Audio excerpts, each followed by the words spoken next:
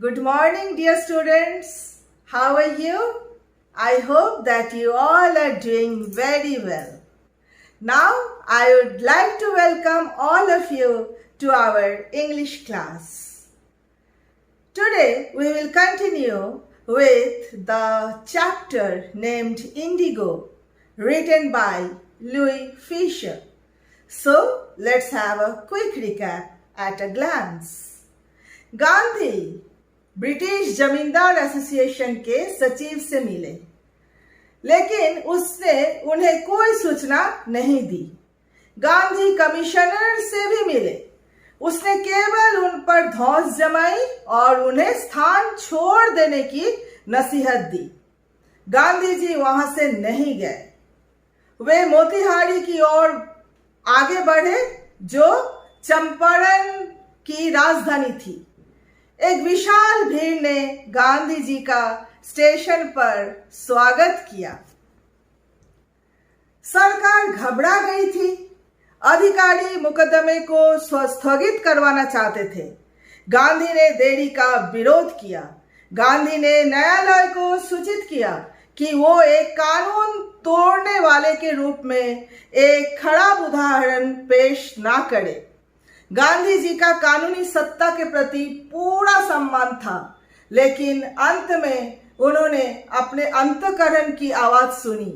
इस प्रकार सविनय अवज्ञा आंदोलन की पहली बार आधुनिक भारत में विजयी हुई। Now let's continue with the line by line explanation of the chapter.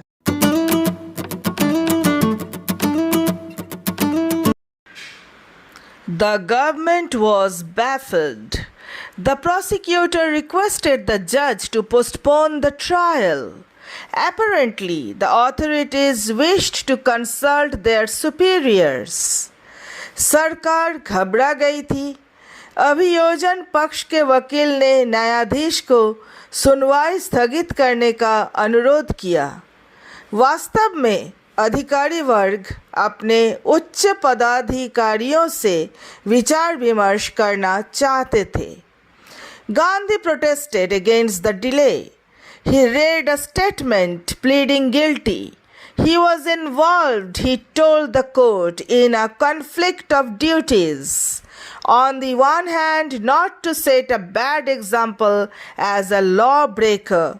On the other hand, to render the humanitarian and national service for which he had come. He disregarded the order to leave, not for want to respect for lawful authority, but in obedience to the higher law of our being, the voice of conscience. He asked the penalty due. Gandhi ने इस देरी का विरोध किया। उन्होंने अपने आप को अपराधी मानते हुए एक वक्तव्य पढ़ा। उन्होंने अदालत को बताया कि वे कर्तव्यों के द्वंद्व में उलझा हुआ था। एक और तो वो कानून तोड़कर एक गलत उदाहरण पेश नहीं करना चाहते थे, दूसरी तरफ वे मानवता और राष्ट्र की सेवा करना चाहते थे। इसके लिए वो यहाँ आए थे। यही उनका मुख्य उद्देश्य था। उन्होंने जगह छोड़ने का आदेश की अवहेलना की। उनका मकसद इन कानूनी अधिकारियों का अपमान करना नहीं था, किंतु हमारे सबसे बड़े कानून यानी अंतरात्मा की आवाज़ की आज्ञा का पालन करना ज़्यादा जरूरी था। उन्होंने उचित दंड की मांग की। The magistrate announced that he would pronounce sentence after a 2-hour recess and asked Gandhi to finish bail for those 120 minutes. Gandhi refused. The judge released him without bail. न्यायाधीश ने घोषणा की कि वो 2 घंटे के अवकाश के बाद सजा सुनाएंगे और गांधी जी को उन 120 मिनटों के लिए जमानत की व्यवस्था करने के लिए कहा गया। गांधी जी ने इनकार कर दिया। न्यायाधीश ने उन्हें बिना जमानत रिहा कर दिए।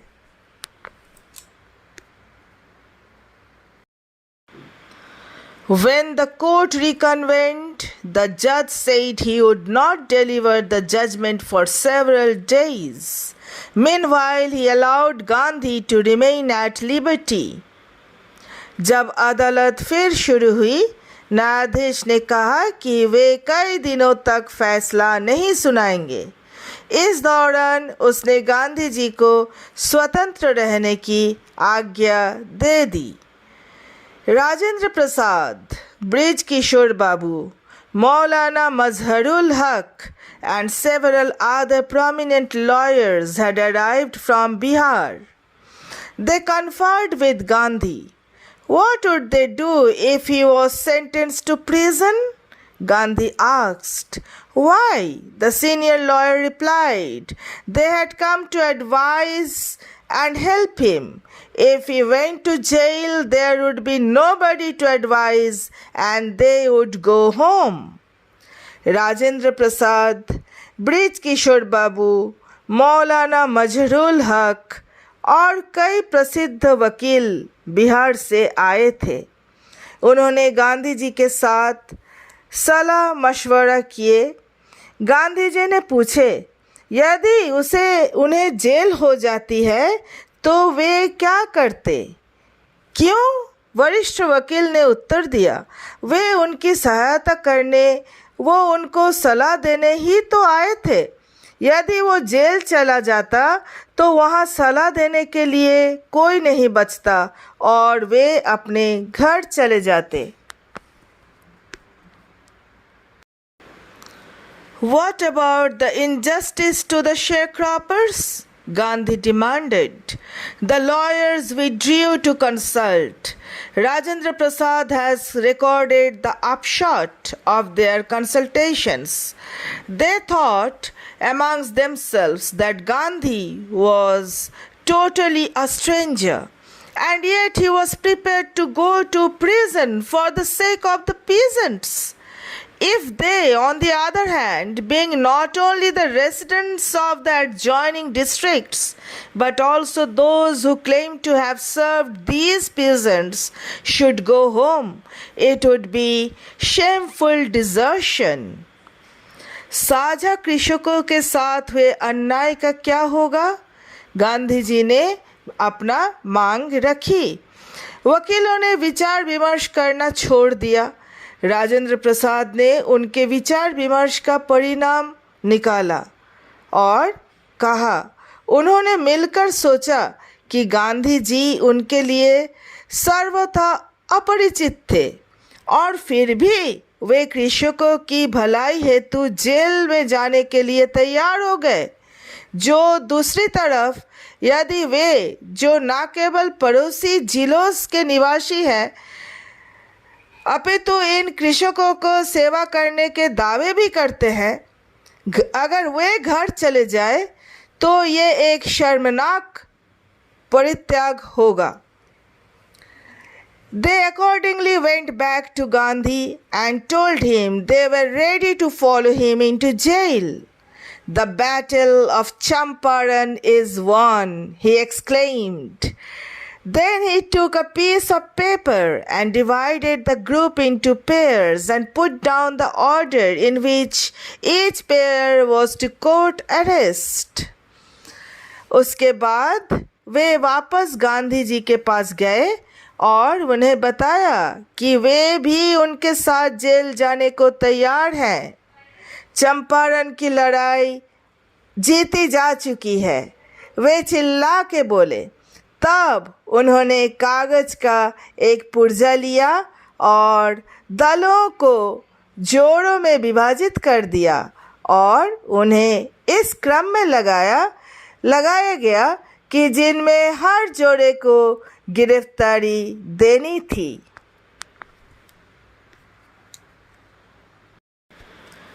Several days later, Gandhi received a written communication from the magistrate informing him that the lieutenant governor of the province had ordered the case to be dropped.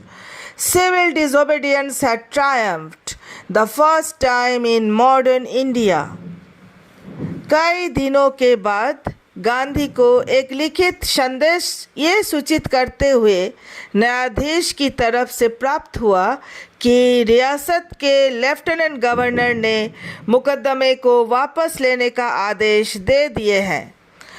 पहली बार आधुनिक भारत में सविनय अवज्ञा की विजय हुई थी। Gandhi and the lawyers now proceeded to conduct a far-flung inquiry into the grievances of the farmers. Depositions by about 10,000 peasants were written down and notes made on other evidence. Documents were collected. The whole area throbbed with the activity of the investigators and the vehement protest of the landlords. In June, Gandhi was summoned to Sir Edward Gate, the Lieutenant Governor. Gandhi और वकील अब कृषकों की शिकायत के बारे में विस्तृत जानकारी लेने में जुट गए थे। लगभग 10,000 कृषकों के बयान कलमबद्ध किए गए और दूसरे साक्ष्यों को भी कलमबद्ध किया गया। दस्तावेज इकट्ठे किए गए। सारक क्षेत्र जांचकर्ताओं की क्रिया और जमींदारों के प्रचंड विरोध से धधक रहा था। जून में गांधी जी को lieutenant governor sir Edward Gait के समक्ष प्रस्तुत होने का आदेश मिला। Before he went, he met leading associates and again laid detailed plans for civil disobedience if he should not return. जाने से पहले वे अपने सभी प्रमुख साथियों से मिले और यदि वे लौट कर नहीं आते हैं तो दोबारा सविनय अवज्ञा की विस्तृत योजनाएं बनाई। Gandhi had 4 protracted interviews with the Lieutenant Governor, who, as a result, appointed an official commission of inquiry into the indigo sharecroppers' situation. The commission consisted of landlords, government officials, and Gandhi as the sole representative of the peasants. Gandhi ji के lieutenant governor के साथ 4 बृहद साक्षात्कार हुए, जिसने परिणाम स्वरूप नील साझा कृषकों की स्थिति के बारे में जांच करने के लिए एक आधिकारिक आयोग की स्थापना की। इस आयोग में जमींदार, सरकारी अधिकारी और किसानों के एकमात्र प्रतिनिधि के रूप में गांधी जी सम्मिलित थे। Gandhi remained in Champaran for an initial uninterrupted period of 7 months and then again for several shorter visits. The visit, undertaken casually on the entreaty of an unlettered peasant in the expectation that it would last a few days, occupied almost a year of Gandhi's life.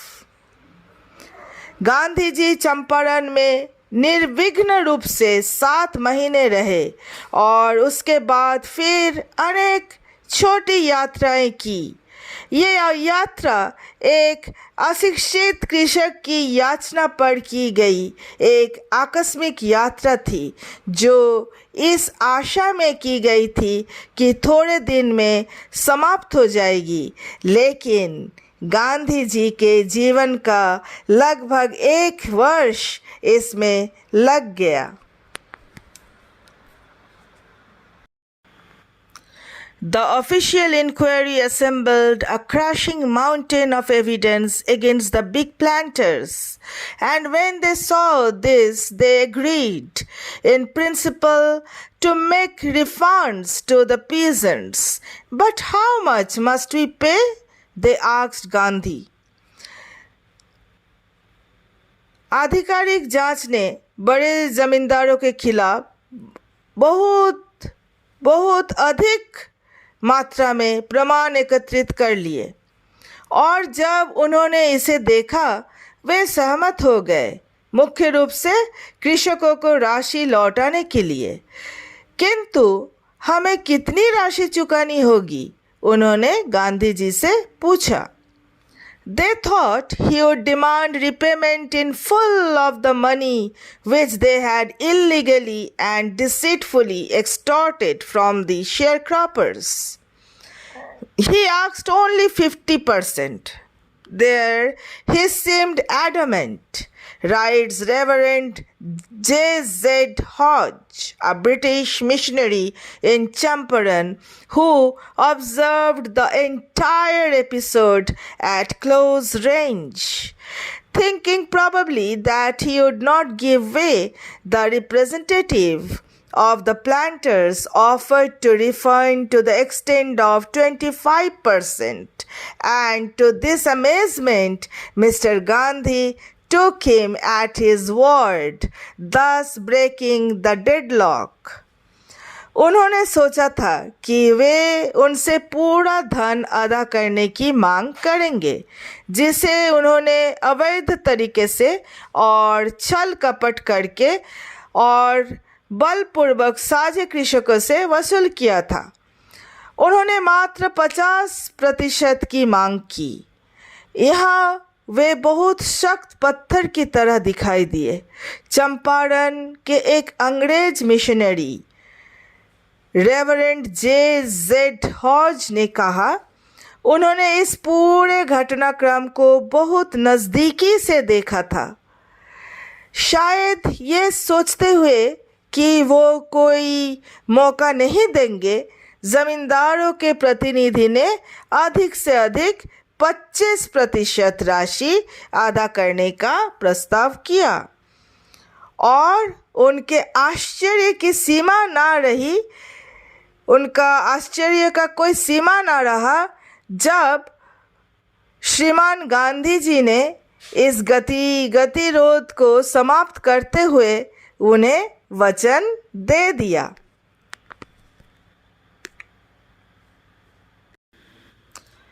This settlement was adopted unanimously by the Commission.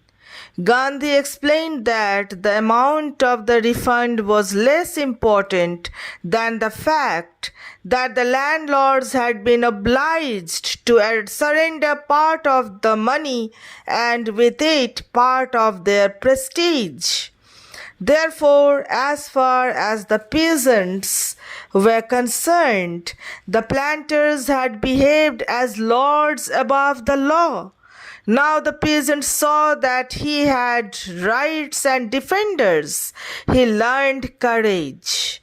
Events justified Gandhi's position.